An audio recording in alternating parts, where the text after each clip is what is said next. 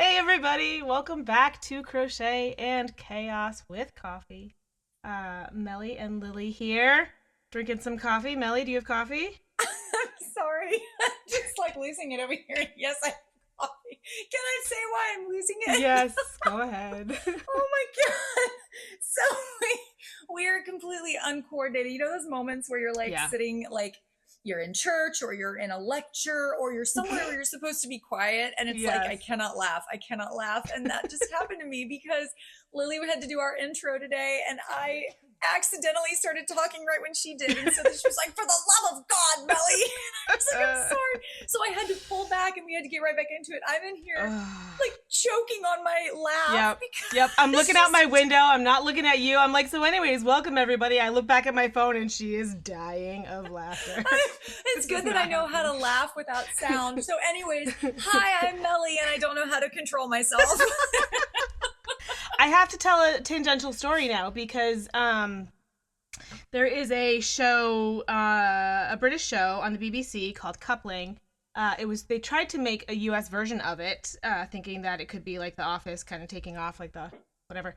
Anyways, there is an episode where they talk about the giggle loop, and it's exactly what you just described. Like when you're in a situation where you're not supposed to be laughing, and then you feel that urge, and then it builds, and then suddenly you just It's burst out laughing. it's so much. Yeah, I because what literally in the middle of her intro, I was like, I'm gonna snort. It's gonna happen. I've got to hold this in. It's that or I'm going to combust. But I made it, and then I figured if I could just hold it in until it's my turn to talk, then hey, we have a funny bit right at the beginning. It's fine. It's I fine. love it. It makes me so happy. Oh my gosh. All right. Well, So welcome I back. think Episode we 4. sound like we're doing better than we were in I episode think 3. so. We were having Yeah. some rough goes of it, It's and true. I feel like we're giggling at the beginning. We're of this turning a one, so corner. I think, we're yeah. good. Yeah. We're good. Yeah. Um, so All right. let's see. I've got I still have water. I'm good. Good. I've had coffee today, but I'm trying to Good. sip on my really large 40-ounce thing of water Good. here. So You know what I realized? I knew I was getting older when coffee started making me feel jittery. So now I drink Mhm. decaf, and it's cool because sometimes it means I can drink coffee into the afternoon with minimal Yeah. impact. So I have my coffee today, and I'm happy about that. So we order from Nespresso, and I just made a huge order, and we buy more.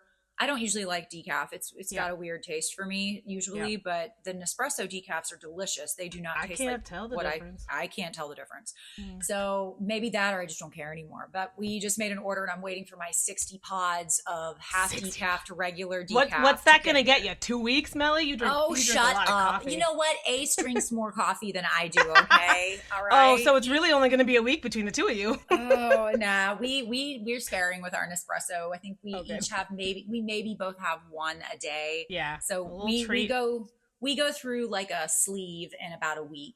So Okay. we do pretty well, but I get them when they're on sale.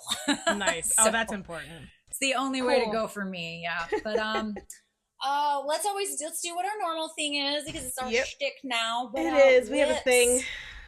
whips. Let's see. Well, I'm in the midst still of the Chloe cardigan. Chloe Test cardigan. testers are amazing, and pre-testers are amazing, and the testers are amazing. I am Yay. so blessed with amazing testers. That's a whole other podcast. But yeah, Yes. I'm working on a different version of the cardigan. I always hesitate to say what version it is because Yeah. what if I change my mind and this is out there forever? And I'm Well, like, but no. you know what's and exciting is that you have. I like that because you did it with the scarf, right? That there were like 2 different options, and Oh, so it feels like a bonus in the pattern of, hey, by the way, a pattern for a scarf, pattern for a cardigan. Do it this way, do it that way. I love that. I love a good this or that. Yeah. This Scrappy kind of preset the bar for me on like the this or that Mhm. for cardigan stuff, and I think I've just Oh, always she had the 2 enjoyed different that. fits, right? Yeah, exactly. Yeah. So I have not copied her. I would never No, do we that. don't do I would that. never do that. Inspired But by. I am very Inspired I've by. all but most of my patterns usually have an either or this or that kind of choice Yeah. that you can make. But yeah, the scarf had 2 joins, it had Mhm. 2 styles, and it had 2 borders, and Mhm. also 2 finishes, really a fringe Yeah. or a tassel, depending on what you wanted to do. Yep. Plus there was like a mini mod inspiration. Yeah, So yeah. I really do try to give you everything you need to go out in the world and become everything you're supposed to be. I am Mama Melly. But yeah, so I'm working on that. I have a couple of cardigans that I'm working on for it. Yeah, I've got a little pattern test for another cardigan for someone else, for another good friend. That's been enjoyable. And no, we are not competing with each other either. No, I know that might sound so strange, right? Like, oh, you're both working on cardigans. Isn't that weird? You'll release the same. No, because we support each other, and I'm making this cardigan for me, so I don't care. Yeah, we talked about this a couple episodes ago. I love this space because you find the right people in this space, and they're just gonna root you on. They could be doing a similar thing, and it's like, yeah, but you go do your thing, get your thing. I'm so happy for you. That was one of my favorite things to come across was, for myself, that I could root for people and truly want the best for them, and that other people were doing the same versus like, oh yeah, good for you. I wish I was doing it's like, no, good for you. I'm so happy for you. You deserve that. That's great. Yeah. I as far as whips, I'm still working on that blanket. I do not crochet as fast as Kaylee. And after that, I don't know. I'm in a weird space where I don't have a ton of things on my list. I'll make you make a cardigan. Probably that won't be too hard, but the problem is, Melly, that I like to do my own things, so then you get mad at me when I do something you don't want me to do. Okay, side baby comment here. So I think, and that'll be a whole other episode. I can just type it into our doc right now. All right. Talking about modifying patterns. Yes. Yep. Quick note. Lily does like to mix and match her own stuff from the pattern or get inspired by things. And as a matter of fact, when she made my scarf, she was 2 steps ahead of me because I was already gonna make my scarf the way she kind of already made it. And if you I wasn't gonna make a thing. I wasn't gonna test for that one, okay? And then you were like, Lily, quick question. Could you just work up a square for me? I need, like, you've got a good judge of what, could you do me? And I was like, I will make a square for you. And the problem with Melly's patterns is they are addicting. And I made a one, and I was like, I already have this memorized. I'm just going to make a one more. And then I suddenly had a scarf. Yeah. And then she sent it to me, and I'm like, okay, I'm actually kind of annoyed with you because I was already, and she was like, can I post this? I'm like, no, you can't post it because I haven't actually written that yet. This is how infused in my head that she is, but it's fine. The one maybe she posted, I'm psychic. Maybe I read your mind, and I don't know. It was fine. I told her like, hey, you can't do that anymore until like you know that I'm done, and then you can kind of get. So we'll talk about modifying patterns in a totally future episode. But anyways, we'll cross that cardigan bridge. Yeah. We'll cross that cardigan bridge. So may or may not be working on a sweater at some point. We'll see. It's fine. I'll make her do it, and then I'll just be like, yeah, and nobody do what she did because she cheated. So that's not our main topic today. No, it could be though. What we would like to talk about today. No, we've made a note. We're going to come back. We're going to circle back to that. All right, we'll circle back. Heated. We'll put a pin in it. I'm too hot under the collar to talk about that right now. Okay, we got to back burner that one. It's too fresh. It's too soon. Got it.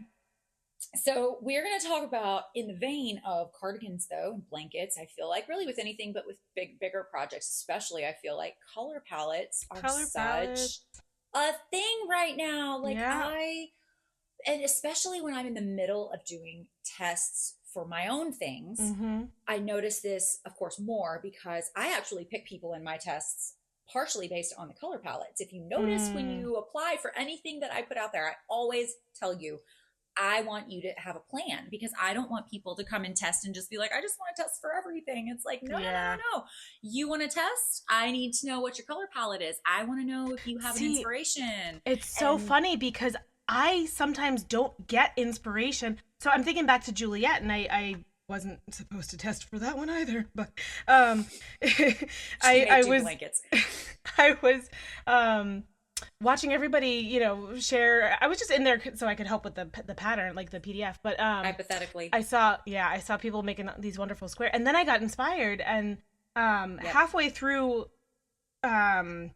just working up the square for myself, I was like, oh, what if I use this yarn? So coming into a test, I often, because other Sometimes. testers will do that when they're holding tester calls. Oh, what colors do you want to use? What would you? And I'm like, I don't know.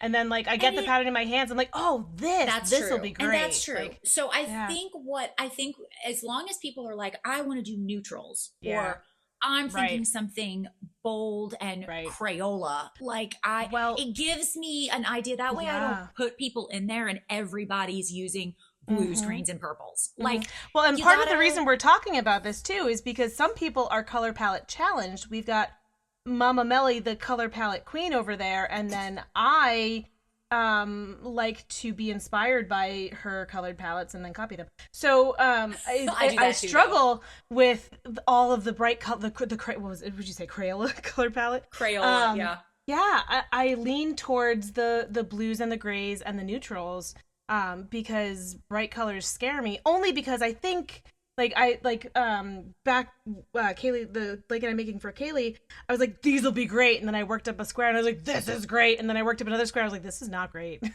It's not like, what do I great. do? Yeah. And Yeah, I it's a told lot. her, something was wrong too. I was like, oh, something is not right. Like, You you're called it using too funky. much. Like, It well, was that's funky. funky. I was like, you're using too much of one color. And honestly, when I'm picking a palette, a lot of times, like, I used to be really, really generic about it. I Mm-hmm. was very safe. I was Yeah, very like, that's okay, how so I we're feel. going to make an all gray blanket. That's what I'm Yeah, going to do. yeah, And then when I do granny squares, honestly, I just copy people's palettes. yeah, And, yeah, yeah. and when it comes right down to it, why do you think I have lookbooks for 2 of my patterns? Sure, sure. Because people are inspired by what they see. And honestly, they Yeah, can look at it and be like, oh, I love this, but I think I want to swap this color out because it's more me. yeah. I did that with a palette I'm working on for a Chloe cardigan. My friend KK actually inspired me with the entire palette, except she used a coral. Mm. And I was like, ooh, coral's a bit much for me for a wearable. She was doing a Yep. scarf. I was like, let me switch that out for peach because it's a little bit pulled back. And that was perfect. And I love it. I'm staring at it right now and it's Nice. beautiful. So, but she gets full inspiration credit. And the Chloe blanket that literally someone messaged me the other day and said, I need to know exactly what you Mm-hmm. used. I said, well, when you buy the pattern, you get the lookbook and I'm not holding it hostage, Yeah, but you will have the pattern and you'll be able to yeah. know. And it was the one that's on my cover page that has the glacier blue join, and Mm. it's the oranges and the green and it's the Chloe. I consider Yep, it to be the yep. Chloe. Let me tell you, I did not come up with that palette. However, I did put the palette together Yeah. in a way that was different than the previous person Yeah, there who you go. used Yep. it for my petite Juliet. But you know And what's funny? I think I love, you and I both love the Hobie tea time yarn, and I think mm-hmm. part of the reason I love it so much is because not only is it exciting to use a variegated yarn when the color changes, Yeah. right? But like I feel like that's my way of mitigating that I'm not Yes. great at picking color palettes is like, okay. And tea time is so unique because, not that we're sponsored or anything, but it's No. so unique because there's so many different colors in this There one are. cake of yarn. There And is, yeah. sometimes I'll come across a one, I'm like, this doesn't really go with the other ones. But usually it's like, oh wow, these really do go, and I love the Yeah. variation. It feels like watercolors, so that's It my kind does. of way around. Well, that of blue, the my color blue palette. Chloe, Yeah. blue Chloe cardigan, that's Hobie yarn. Yeah. That's the Tea Time The XL. tea time, And yeah. Yeah. it worked out beautiful. And honestly, I'm very obsessed with doing solid Chloe cardigans now Yeah. because it's like, wow, that works out beautifully. So I'm glad that I did that. So I was working up a palette actually I'm making a cotton Chloe cardigan. Fingers crossed this Nice. works out. I've never Yeah. made a cotton wearable. And I Cotton feel can be like heavy, but it's a good it, it's a good fabric for warmer I months. I And you're think in it'll work for Florida. the Chloe, Yeah. especially for the join being like a granny Yeah. cluster join. I feel like it's still holy enough where it'll breathe. So yeah, I have one sitting in front of me. I literally just picked out, Awesome. and I'm gonna take some pictures of it and make sure it works. But it's kind of got some warms and some cools in it, and Mm-hmm. I think that if I could give, I don't know if I have advice for picking palettes. I think the whole thing with palette picking is overthinking. There's Mm, so much overthinking and then doubt over it. And I go through it too, by the way. But mm. often I have found my favorite palettes that I come across are when I just kind of, oh, I like this color. And I pick colors that I just like. I'm Mm. not thinking about them going together yet necessarily. I just kind of start throwing them on the ground. I'm like, See, oh, hey, I like this that's color. I some like this. magic right there. I feel like when As I go I with do what I like, it it, doesn't work. but as I do it, sometimes things don't work. I'm like, oh, that's not Okay. the right shade of yellow because Okay. that's got more this in it than it does this, Oh, especially blues and purples. Like purple can lean more towards a red or it can yeah. lean more towards a blue. I think Yeah. people who took color and 2D and stuff in school, and I was Hmm. fortunate to take 2D because I was a photo major, so I had to take art stuff. Yeah. Um, you understand kind of the color wheel, you know, Yeah. and you probably do too because you're a digital major. Did you still have So to take? I think it's funny because again, there's so much about the two of us and just how we work together and how our brains work, and there's so much overlap, but then there's some real big differences. And so Yes. we were talking, I don't know, a month or two ago about how your yarn color palettes are impeccable, but then you were trying to make a color palette for one of your Oh, patterns, ugh. and then Yeah. you sent me a message No. and you're like, I can't do No. it, and why can't, and I'm No. like, I just was shocked because I'm like, well, I would think that that would translate over, but then Doesn't. even I didn't even think about what I'm about to say until just now, which is that like I think I'm really good at doing color palettes with digital art, and then it doesn't carry over to the yarn. And not that I'm It's bad at picking the color palettes, but I think the problem is that in a digital space forum medium, yeah. I can pick whatever color I want. So if I'm Yes. looking at a blue and it's a little bit too warm or a little bit too cool, I can You just shift adjust it. it. Yeah. But but if I'm working in a specific brand of yarn, if I'm making something with a granny square and I don't want to be really scrappy and use different lines of yarn, you know what I mean? Like Right. I Right. love Karen Simply Soft, but I also love the Hobby Lobby I Love This Yarn. They're a very different yarn. They're both a medium Yes. weight, but one is really silky and like they don't. I Yeah. wouldn't mix them in, No. especially a wearable. And so And the then you're thing limited is, to whatever the colors the yarn comes in. Whereas right. on the computer, I can just pick whatever I want. And I can't look at this purple that I have in my hand right now. Mm-hmm. This beautiful orchid. I can't color slide Yeah. the eyedropper and Yeah. shift over to where I make this orchid. I want to make it a hot orchid. I'm sorry. No, you Yeah. can't do that, ma'am. I'm sorry. That's not available. Like, wait a minute. You mean I can't do this with my eyeballs? Yeah. I can't. No, Yeah. it's whatever's in front of you. And I Yeah. think it just comes down to the really long and short of it is it comes down to what makes your eyes just really happy. What makes your Yeah. heart smile? What gives you joy when Mm-hmm. you're looking at it? And I sat here, I had this random color thrown in, and this is, I know what square it's for. I had a random color thrown in, and I'm like, oh, that would give it a pop. And then I started Yeah. imagining, is it a good pop or is it a bad A pop? good pop or And bad it pop. was, in That fact, might be a going to quote right be, there for Insta. it was going to be a poopy pop. It was not going to Oh be God. good. Okay. It was going to be We so have bad. taken a turn.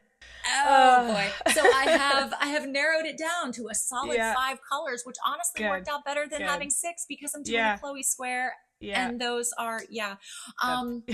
So fun stuff. I mean, so you think you suck at color palettes, but you do always come in clutch at the end. I mean, you had that awesome like 90s vibe blanket going on from But the I didn't Juliet make tester. that. That was one skein The of yarn. It was a purple? cake. No. What about the purple? The purple The- Juliet? The purple haze, yeah. Or That whatever was we called that it. was that was a Hobie skate. No, nope. I'm just really good at fooling people.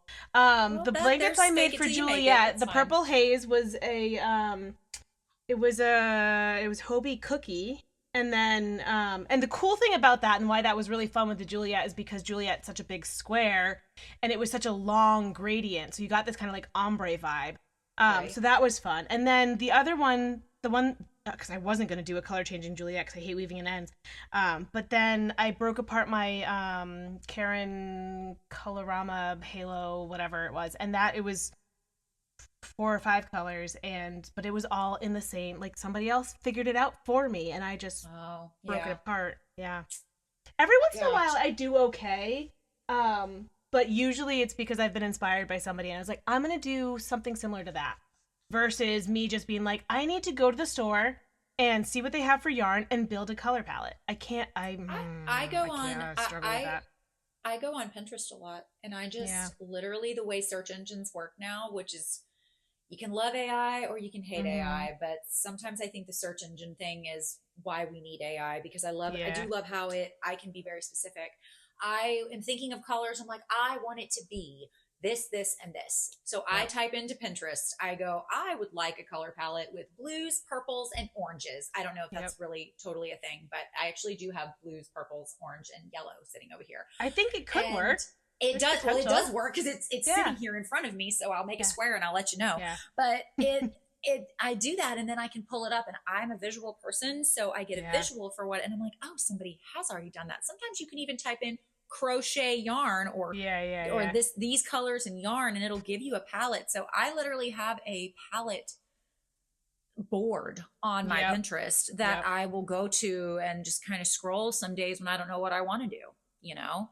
But I have found that even when I ask people for on testers, I love seeing people share their palette inspiration before I have picked testers. And I'm not trying to force people into working harder than they have to, but honestly, if you want to test something, especially like a blanket, I think that you should, having already seen what the blanket looks like, it's not like it's a pop quiz surprise. You've probably already thought, hey, even if you want to do all purples, it's like, cool, tell me you want to do all purples. That could work.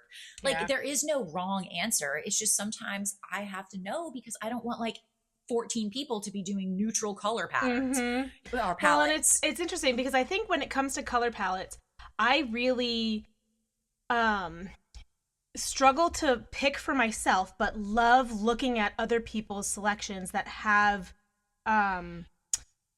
depth in and variation in tones. Like I tend to, like, if I'm gonna do a bold color palette, they're all bold. If I'm gonna do like a pastel or a lighter color, they're all light. And then I see these people that are, creating color palettes that have a mix of, there's a couple of really lighter hues, and then there's ones that are really deep and bold, and they stick out. And then for me, it's like mine stick out too much and they look weird, but I'm like, but yours sticks out and creates interest. Why does mine not do that? But I understand that. I mean, I've seen so many people making these beautiful Chloe blankets already. And one person that sticks out to me that's consistent too is this girl. I pray to God I don't get her handle wrong. But it's Foxhound Crochet. Okay. She's phenomenal. Yeah. Like, I was like, why have you not applied to test things? Because you are... wow.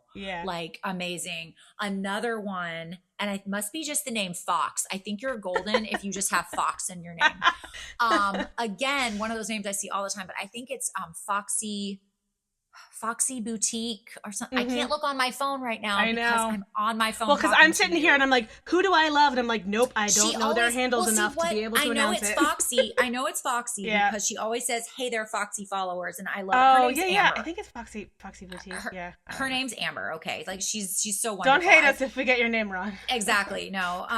And here I am because I'm the second guesser. I'm like, her name is Amber, right? I'm like, no, her name is Amber. I know it is. Like, but I'm old and I can't think of things anymore. I'm not old. Fine. But she picks out beautiful palettes and she constantly is making like OG Juliet's like all the time. And I think I don't even know how many she's made, but every time she does one, I'm like, it's my new obsession. How are you doing this? I'm so mad that I can't just make these all the time. But yeah, apparently the secret is to have Fox in your Instagram handle. There you go. Fiber Fox. I could change my name to Fiber Fox. Oh, Fiber Fox. Someone's already taken it now. If I do that, then maybe I'll be better at color palettes. I don't think that works. That's a good name. So what are we? I thought Fiber Lily was good too. That Fiber Fox is really like sounds like a superhero. Can that be my superhero name?